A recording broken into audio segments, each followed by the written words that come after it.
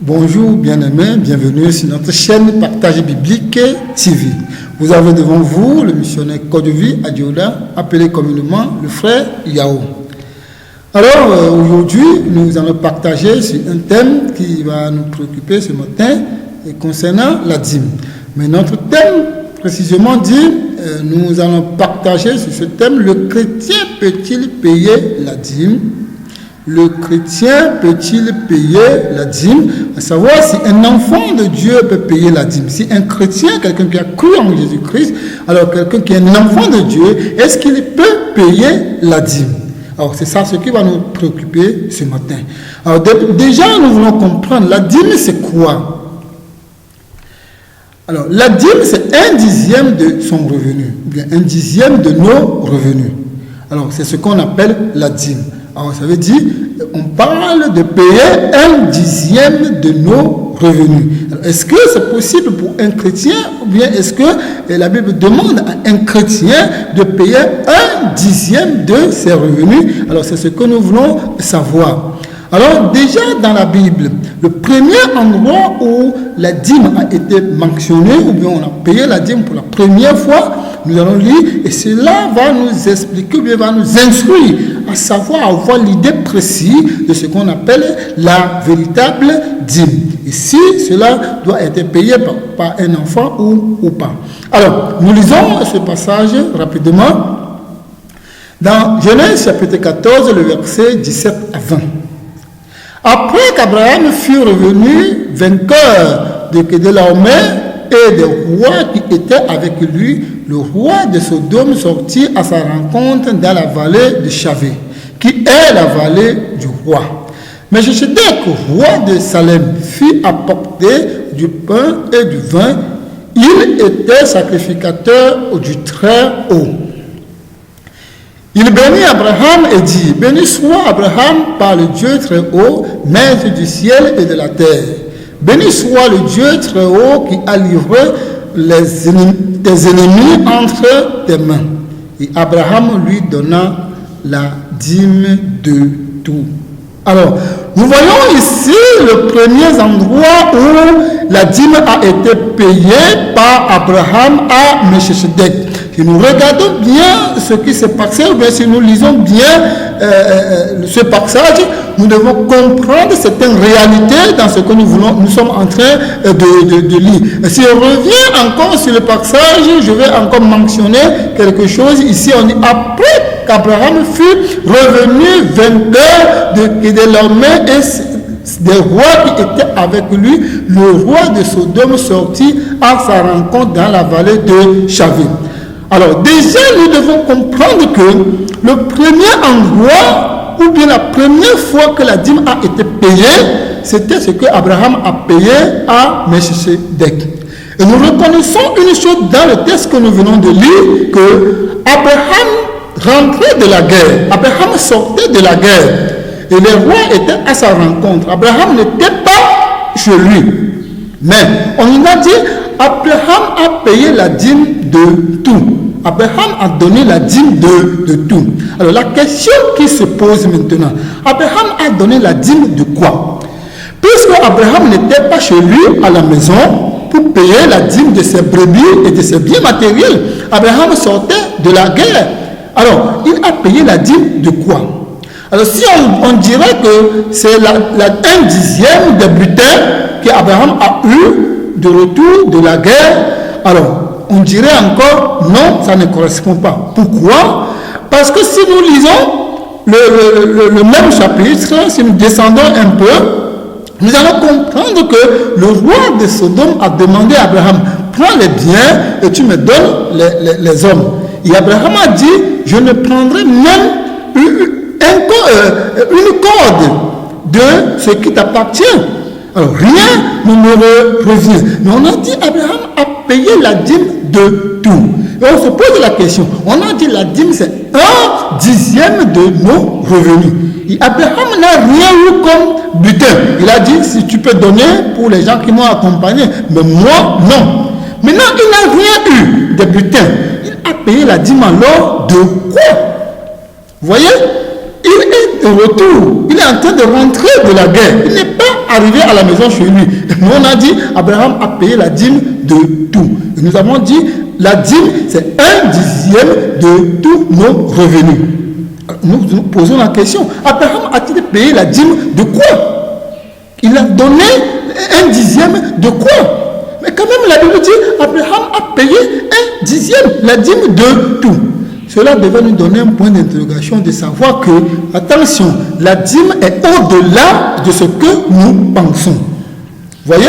Alors, ce n'est ni le butin qu'Abraham a payé 1/10, ce n'est ni ses propres biens qui sont à la maison qu'Abraham a payé 1/10. Alors, il a payé 1/10 de quoi? Alors, vous voyez que c'est déjà figuratif. Alors, si nous lisons encore un peu ce passage, nous allons comprendre quelque chose. Alors, la dîme, déjà, c'est une loi. La dîme, c'est une loi. Alors, si nous lisons déjà Deutéronome, chapitre 14, le verset 22-23, nous allons comprendre quelque chose. Tu lèveras la dîme de tout ce que produira ta semence, de ce que rapportera ton champ, chaque année. Alors, déjà, nous devons comprendre quelque chose ici, que la dîme, c'est une loi. C'est Dieu qui dit, chaque année, tu dois prélever 1/10 de tout ce qui te revient, soit les brebis, soit la récolte, tout ce que tu possèdes, tu dois enlever 1/10 et cela doit être pour moi. Alors, nous voyons que la dîme ici, déjà, c'est une loi. C'est pour ça que je dis que ce que Abraham a fait n'était que profiguratif. Mais maintenant, quand nous rentrons dans la dîme proprement dit, qui est 1/10 de nos revenus, comme Dieu dit ici, chaque année, tu dois prélever vraiment 1/10 de tout ce qui te revient et me donner. Nous voyons que ça devient une loi. J'avais dit, autrement dit, la dîme est une loi. Alors, si la dîme est une loi, est-il nécessaire pour les enfants de Dieu de la payer? C'est la question qui se pose. Est-il nécessaire pour nous d'accomplir cette loi ou bien de vivre encore cette loi? Ça, c'est la question qui se pose. Nous lisons un passage dans Galates chapitre 3, le verset 10 à 11. Galates chapitre 3, le verset 10 à 11. Nous lisons, car tous ceux qui s'attachent aux œuvres de la loi sont sous la malédiction. Car il est écrit, maudit est quiconque n'observe pas tout ce qui est écrit dans le livre de la loi et ne le met pas en pratique. Et que nul ne soit justifié devant Dieu par la loi. Cela est évident puisqu'il est dit, le juste vivra par la foi. Alors, nous reconnaissons une chose ici que, comme la Bible vient de nous dire, on dit bien qu'à tous ceux qui s'attachent aux œuvres de la loi sont sous la malédiction. Car il est évident, il est écrit, maudit est quiconque n'observe pas tout ce qui est écrit dans le livre de la loi.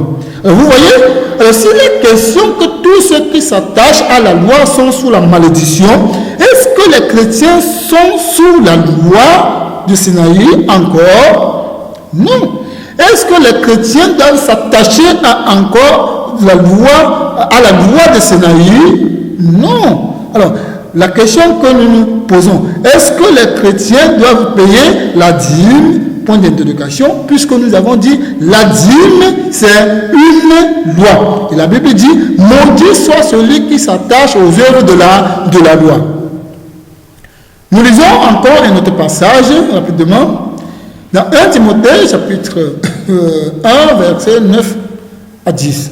Nous lisons, il est écrit, sachant bien que la loi n'est pas faite pour le juste, mais pour les méchants et les rebelles, les impies et les pécheurs, les irréligieux et les profanes, les parricides, les meurtriers, les impudiques, les infâmes, les voleurs d'hommes, des menteurs, des parjures, et tout ce qui est contraire à la sainte doctrine. Amen.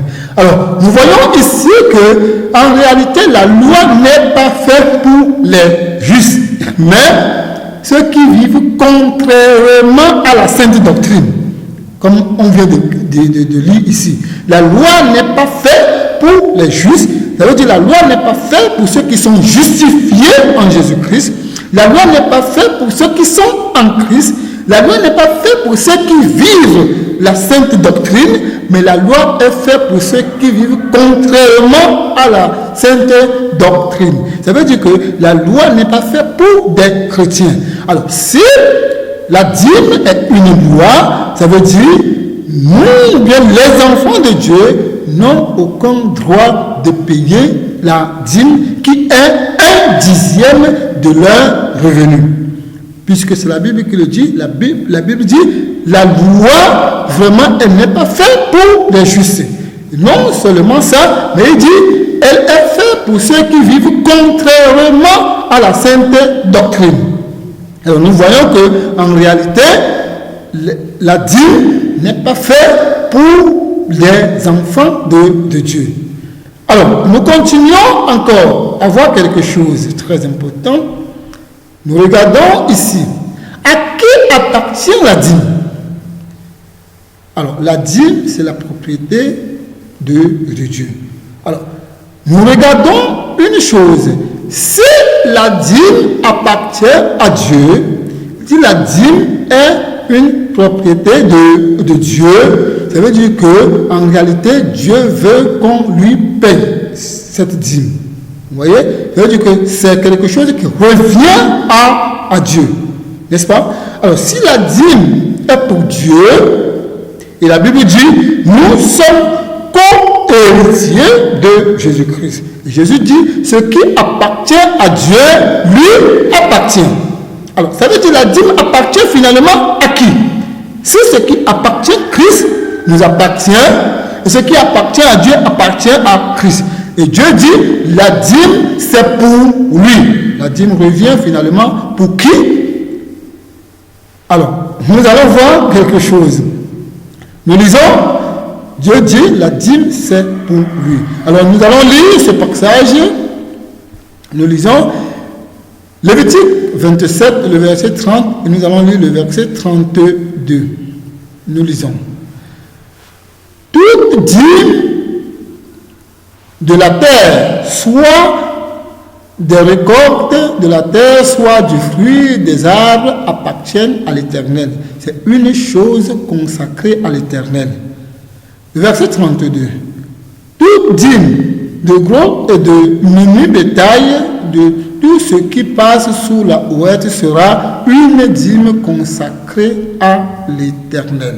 Alors, vous voyez ici déjà que en réalité, la dîme appartient à Dieu. La dîme, c'est pour Dieu. C'est Dieu qui reçoit la dîme et la dîme appartient à Dieu. C'est la propriété de Dieu. Alors maintenant, si la dîme est la propriété de Dieu, pourquoi les Lévites reçoivent-ils la dîme? C'est la question qui se pose. Pourquoi les Lévites perçoivent-ils la dîme? On va se poser la question parce que les Lévites qui perçoivent, qui reçoivent la dîme. Pourquoi?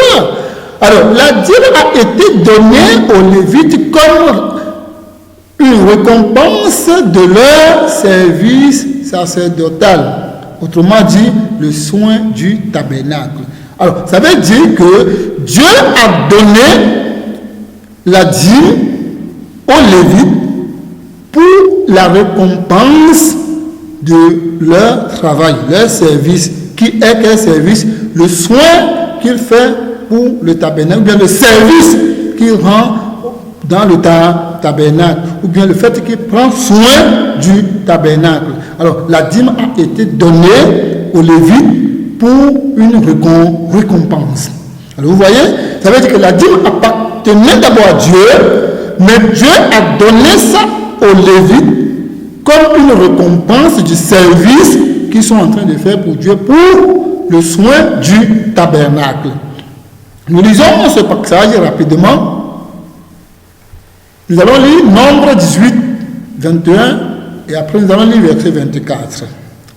Je donne comme possession aux fils de Lévi toute dîme en Israël pour le service qu'ils font, le service de la tente d'assignation. Nous allons lire le verset qui suit, 24. Je donne comme possession aux Lévites les dîmes que les enfants d'Israël préleveront à l'Éternel par l'élévation.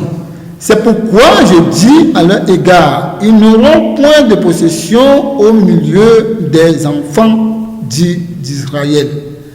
Alors, nous voyons ici déjà que, en réalité, la dîme appartient à Dieu, mais Dieu a donné ça aux Lévites. Pourquoi? Pour le service ou bien pour le soin du tabernacle. C'est pour ça qu'il dit, comme une récompense du travail qu'ils sont en train de faire pour le tabernacle. Alors, nous voyons, et nous lisons encore ce passage. Nous lisons le Nombre 18, 31. Vous la mangerez en un lieu quelconque, vous et votre maison, car c'est votre salaire pour le service que vous faites dans la tente d'assignation. Amen. Alors, nous voyons déjà que la dîme n'est que le salaire que Dieu paye pour les sacrificateurs, qui sont les Lévites, vraiment qui font le travail de la tente d'assignation. La dîme n'est que leur salaire, leur récompense. Ça veut dire que ce n'est que les sacrificateurs qui sont les Lévites, ceux qui prennent soin de la tente d'assignation, qui ont droit de manger la dîme, ou bien qui ont droit de recevoir la dîme parce que c'est Dieu qui les a donnés comme une récompense. Ça veut dire que la dîme revient comme récompense pour les sacrificateurs. C'est-à-dire que ce n'est que les sacrificateurs qui ont droit de recevoir la dîme. Maintenant, la question que nous posons, qui est Lévi ou qui est sacrificateur? Ça, c'est la première question que nous posons. Lévi, c'est qui? Ou bien un sacrificateur, c'est qui? Parce que puisque c'est à eux que Dieu a donné vraiment comme récompense de leur travail la dîme. Alors, si nous lisons d'abord Colossiens chapitre 2, le verset 17, il dit, c'était l'ombre des choses à venir, mais le corps est en Christ. Vous voyez? Alors, déjà, Colossiens nous dit, soit sacrificateur, soit Lévi, que nous voyons autrefois dans la tente d'assignation, dans le tabernacle.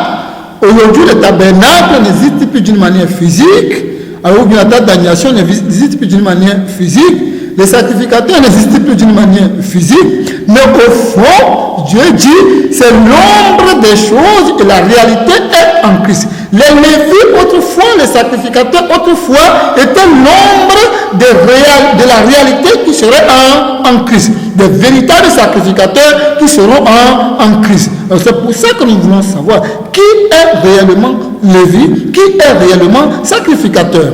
Nous lisons ce passage. Nous allons lire dans Exode 19, le verset 5 et 6. Qui est réellement sacrificateur? Maintenant, si vous écoutez ma voix et si vous gardez mon alliance, vous m'appartiendrez entre tous les peuples, car toute la terre est à moi. Vous serez pour moi un royaume des sacrificateurs et une nation sainte. Voilà les paroles que tu diras aux enfants d'Israël. Amen. Alors, vous voyez ici, cela touche tous les enfants d'Israël.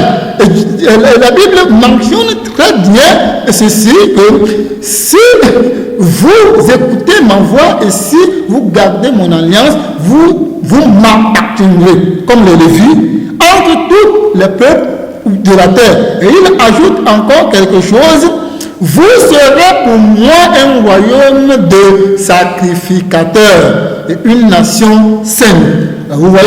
Alors, c'est une parole vraiment, ou bien on peut dire une prophétie. Ça veut dire que tous ceux qui craindront Dieu, tous ceux qui vont garder la parole de Dieu, tous ceux qui vont garder l'alliance avec Dieu, se feront partie du royaume de sacrificateurs ou bien de la nation sainte. Et c'est pour ça, dans Apocalypse, on va lire, la réalité était visible déjà. Apocalypse, chapitre 1, le verset 5 et 6. Nous lisons. Et de la part de Jésus-Christ, le témoin fidèle, le premier-né des morts et le prince des rois de la terre, à celui qui nous aime, qui nous a délivrés de nos péchés par son sang et qui a fait de nous un royaume des sacrificateurs pour Dieu son Père. À lui soit la gloire, la puissance au siècle des siècles. Amen. Alors, nous voyons ici déjà, Apocalypse dit que Jésus-Christ a fait de nous un royaume des sacrificateurs. Celui qui nous a délivrés, celui qui nous a aimés, et qui nous a délivrés des péchés par son sang. Ça veut dire, on parle des chrétiens, on parle des croyants. Il a fait de nous tous un royaume des sacrificateurs. Ça veut dire, tout chrétien, tout enfant de Dieu, tous ceux-là qui ont été pardonnés par Jésus-Christ, tous ceux-là que leurs péchés ont été pardonnés, tous ceux-là qui ont reçu Jésus-Christ, tous ceux-là qui ont cru en lui, sont devenus participants du royaume de Dieu. Ça veut dire, sont devenus sacrificateurs. Ça veut dire que tous les enfants de Dieu, tous ceux qui craignent Dieu, tous ceux qui sont entrés dans l'alliance avec Dieu, sont devenus des sacrificateurs. Comme nous venons de lire, on peut bien encore le lire. Il dit, le verset 6 par exemple, et qui a fait de nous un royaume des sacrificateurs pour Dieu, son Père. Alors c'est Jésus qui l'a fait. Ça veut dire que l'œuvre de Jésus-Christ donne droit à tous les croyants en Jésus-Christ de devenir sacrificateurs. Alors, vous avez dit, tous les chrétiens, tous les enfants de Dieu sont devenus des sacrificateurs. Alors, nous regardons encore ceci. La réalité nous montre quoi? Que tous les croyants en Jésus-Christ sont les sacrificateurs. Et ils font le service du temple de Dieu qui est leur corps. Et nous lisons 1 Corinthiens chapitre 6 verset 19. Alors, nous voyons que ici les deux choses sont visibles. Dieu dit qu'il a donné la dîme aux sacrificateurs pour le travail de la tente d'assignation qui est le temple. Autrement dit, Jésus a fait de nous le royaume des sacrificateurs. Ça veut dire que tout chrétien devient sacrificateur. Maintenant, pour servir où? Pour servir dans leur corps, pour prendre soin de leur corps.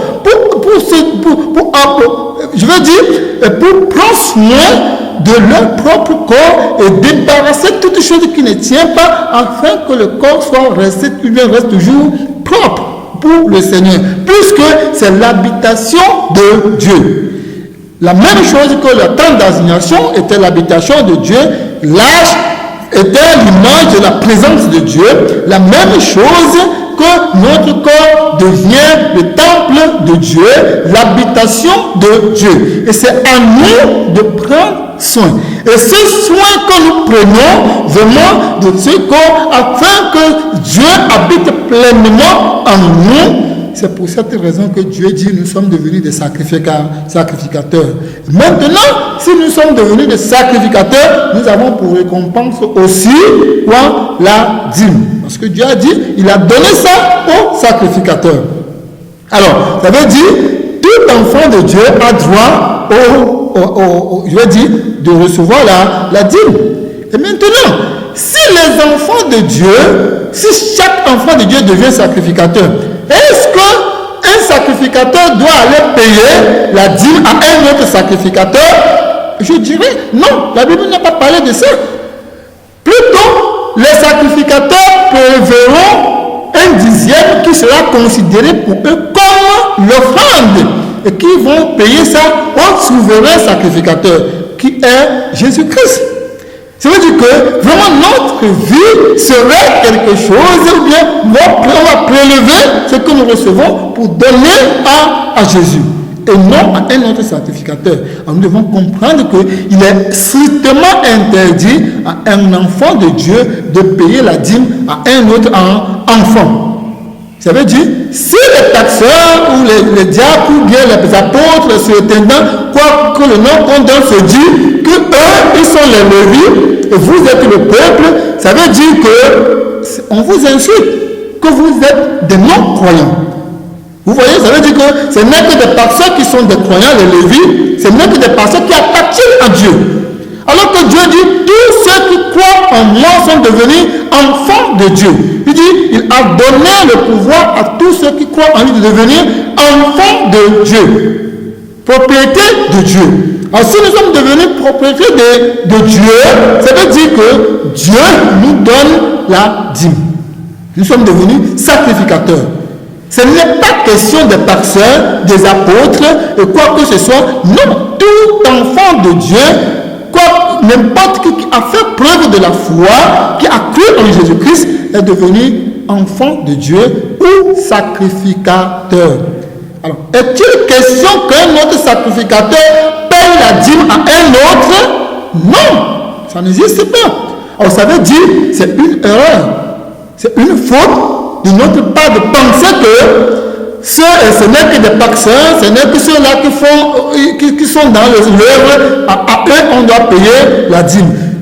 La tente d'assignation auquel ils prennent soin, c'est quelle tente? Où est la tente d'assignation? Où est le temple dont ils font le service? Parce que la dîme n'est que la récompense pour le service du tabernacle. Où est que se trouve le tabernacle? Alors, la Bible dit, nous sommes le corps de Christ. Mais où se trouve alors aujourd'hui le tabernacle? Pourquoi nous regardons les pasteurs, les apôtres et les responsables comme ceux-là qui font seulement le service et que nous ne sommes pas dans le service? Tout chrétien est appelé à servir Dieu d'une manière à autre.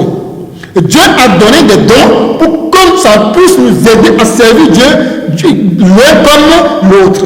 Nous tous, nous sommes devenus des sacrificateurs. Ainsi, nous n'avons plus droit de payer la dîme à un autre sacrificateur. Nous lisons ce passage. Ce passage, c'est un passage que il prend ce passage pour influencer ou bien pour tromper la vigilance dans plusieurs afin qu'ils payent la dîme. Parce qu'eux-mêmes n'arrivent pas à comprendre la profondeur de ce passage. Il s'agit de Malachie. Malachie chapitre 3, le verset 10. Ça c'est un passage souvent qu'on cite à tout moment quand il s'agit de la dîme. Apportez à la maison du trésor toutes les dîmes, afin qu'il y ait de la nourriture dans ma maison. Mettez-moi de la sorte à l'épreuve, dit l'Éternel des armées, et vous verrez si je n'aurai pas pour vous des écluses des cieux, si je ne repens pas sur vous la bénédiction en abondance. Amen. Alors, nous voyons, ce passage, c'est un passage que plusieurs lisent pour vraiment dire aux autres que vous avez l'intérêt à payer la dîme afin qu'il y ait de la nourriture dans la maison. La première question que nous devons poser, suivez-moi très bien, regardez bien le texte. Apportez à la maison du trésor tous les dîmes. La première question. Où se trouve la maison du trésor? La maison du trésor, c'est où? C'est dans les dénominations? C'est dans les 4 murs? C'est dans les constructions qu'on fait? C'est là où se trouve le trésor, la maison du trésor? Non!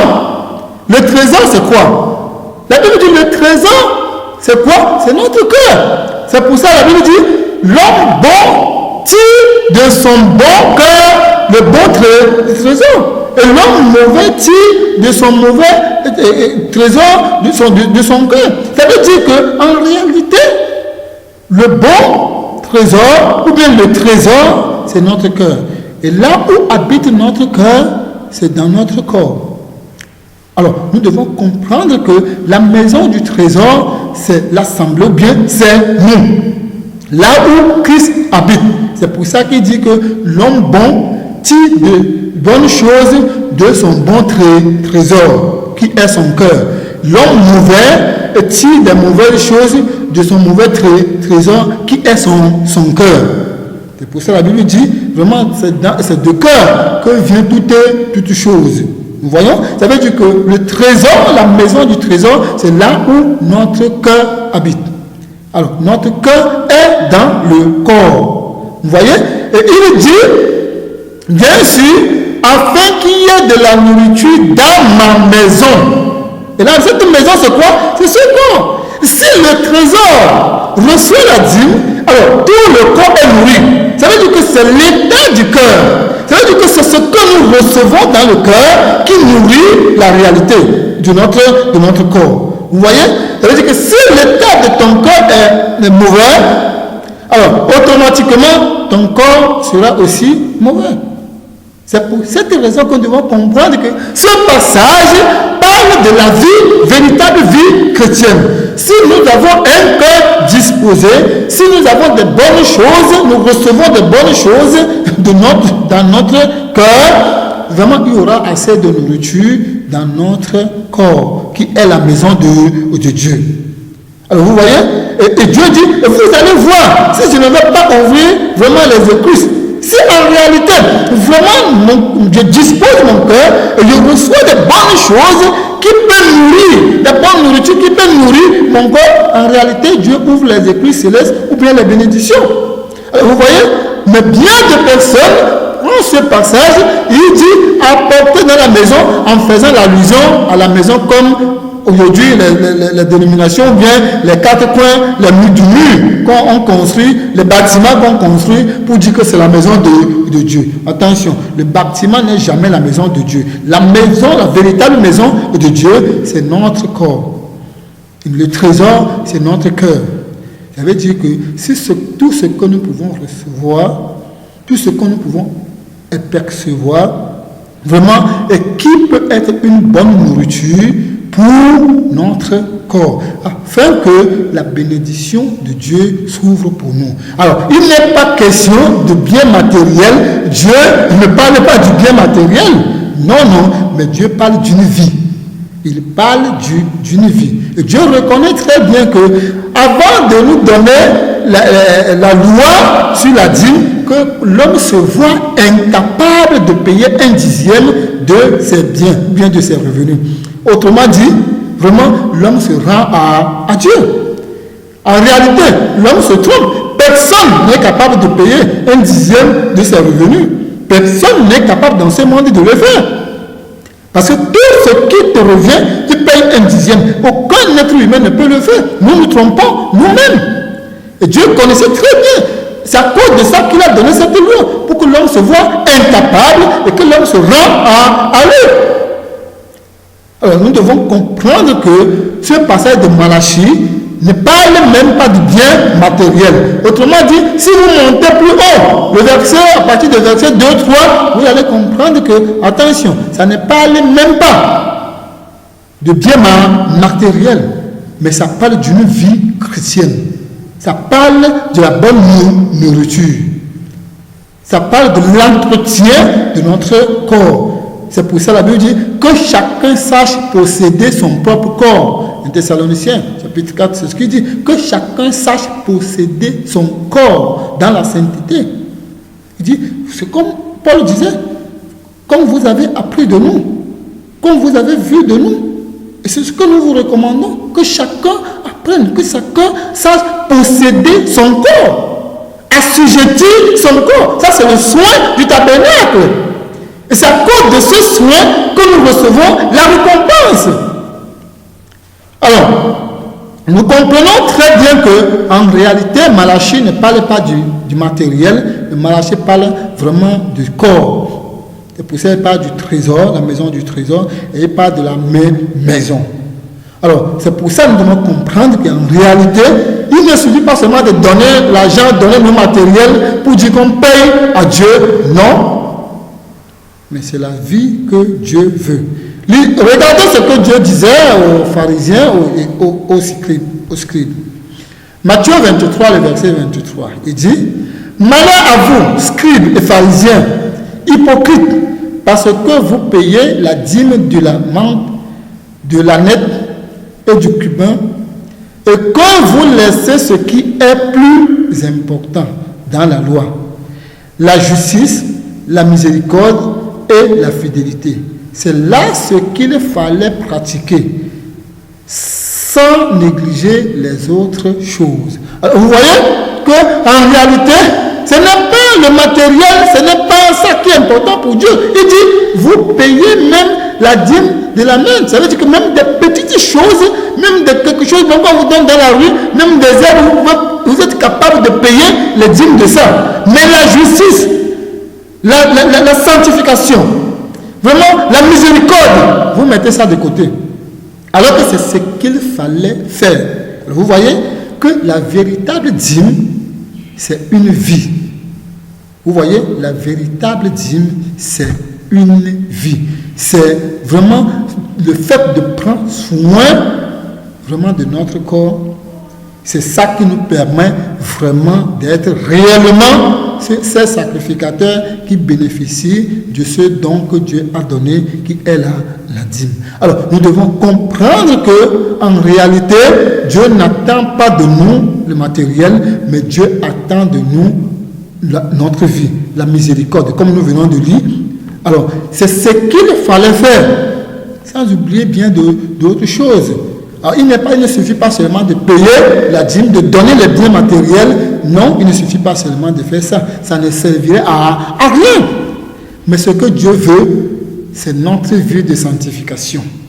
C'est afin que chacun sache posséder son propre corps, afin de pouvoir plaire à Dieu.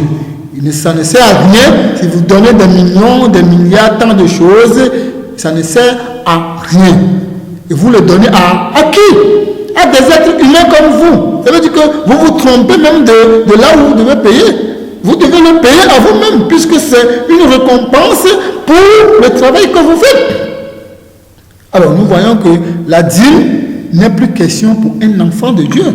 S'il fallait payer, il fallait le payer à soi-même. Vous voyez que ça n'a plus d'importance. Alors nous devons comprendre qu'un chrétien ne doit pas payer la dîme. La dîme n'est faite que pour des pécheurs et ceux qui vivent contrairement à la sainte doctrine. Celui qui paye la dîme se reconnaît clairement qu'il fait partie des pécheurs. Il est encore quelqu'un qui vit contrairement à la sainte doctrine. Alors, la véritable dîme que Dieu veut n'est que payée par un non-croyant. Si on dit un non-croyant, ça veut dire que le fait de sortir de l'ancienne vie pour se donner à Dieu, c'est ce que Dieu appelle la dîme. La dîme, c'est le fait de quitter l'ancienne vie et s'engager à Dieu pour une nouvelle vie. Et cette vie, si nous quittons et que maintenant nous nous engageons à une nouvelle vie en Jésus-Christ, Dieu dit, je vous remets encore dans vos mains cette vie afin que vous preniez soin. Vous voyez, ça vous appartient. Prenez soin de ça et vous aurez une récompense. Notre récompense n'est pas matérielle, mais elle est céleste. Alors, nous voulons dire à chacun de nous vraiment d'être conscient de cette réalité et de savoir que la véritable dîme que Dieu veut n'est payée que par les non-croyants. Ça veut dire que quelqu'un qui ne croyait pas et qui est quitté du ténèbre à l'admirable lumière, il a déjà payé la dîme. Vous voyez? Et il devient maintenant enfant de Dieu. Parce que tout ce que Dieu veut de nous, c'est ça. Et maintenant, il commence à prendre soin afin de pouvoir vraiment attendre cette récompense que le Seigneur a promis pour chacun de nous. Que Dieu nous fortifie, que Dieu nous bénisse et que Dieu nous ouvre encore les yeux à ne pas enrichir des gens inutilement, à ne pas se laisser tromper par plusieurs qui cherchent leur bien et qui cherchent à s'enrichir et qui prêchent vraiment ces choses inutiles qui ne servent à rien afin de pouvoir s'enrichir. Que nous ne nous laissons pas endoctriner par ces gens, mais que nous nous posons la question à nous-mêmes. S'il faudra payer la dîme, on a dit au Lévi, qui est Lévi?